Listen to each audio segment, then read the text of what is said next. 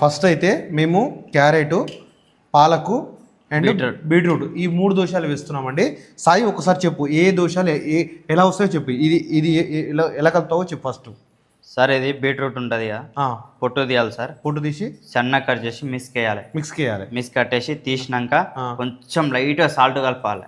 లైట్గా సాల్ట్ కలిపి దోశపిండి ఉంటాయి కదా, దోశపిండి సింపుల్ మనం చూయించు.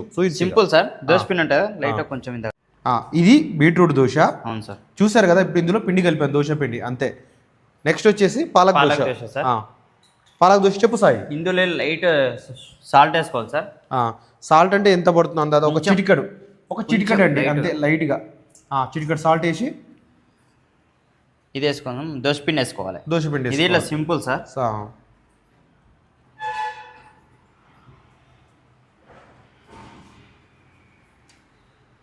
పాలక్ దోశ సార్. ఇది పాలక్ దోశ. నెక్స్ట్ క్యారెట్ దోశ అండి. క్యారెట్ దోశలో కూడా కొంచెం చిటికెడు సాల్ట్ వేసి పిండి కలపడమే. ఇక్కడ మీకు బీట్రూట్ కానీ పాలక్ కానీ క్యారెట్ కానీ లైట్గా ఒక చిటికెడు అది మిక్సీ పట్టేసి లైట్గా ఒక చిటికెడు సాల్ట్ వేసి క్యారెట్ దోశ పిండి వేసి సరిపోతుందండి, అంతే, ఏం లేదు. పాలక్లో 2 టైమ్స్ ఉంటాయి సార్. ఇంకోటి మసాలా కూడా ఉంటుంది. అది మసాలా టైప్ కొట్టి పన్నీర్ ముక్కలు కోసి ఏంపి డైరెక్ట్ వేసుకోవచ్చు. ఓకే దోశ మీన. సరే ఇప్పుడు వేద్దాం సార్. ఈ ఇప్పుడు పాలక్ దోశ.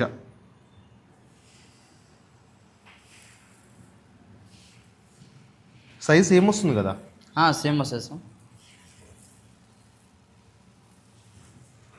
సార్ ఇదే దోశ సార్, ఇదే size. Okay. Next carrot dosa. Next carrot sir. Beetroot dosa.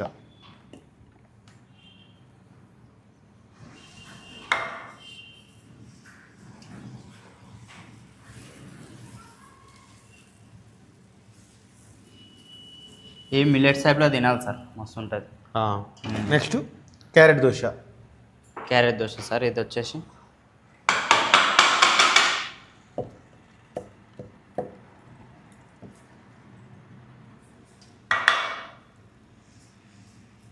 Sai ఒకటి ఇందులో మనం ఏది రెసిపీలో చేసుకోవచ్చా? అంటే మసాలా, ఈ కారం ఏదైనా వేసుకోవచ్చు సార్. అవసరం ఉంటే వేసుకోవచ్చు. మిల్లెట్స్ కదా, ఇట్లయితే బాగుంటుంది. మామూలుగా ప్లెయిన్ ఆనియన్ వేసుకోవచ్చు.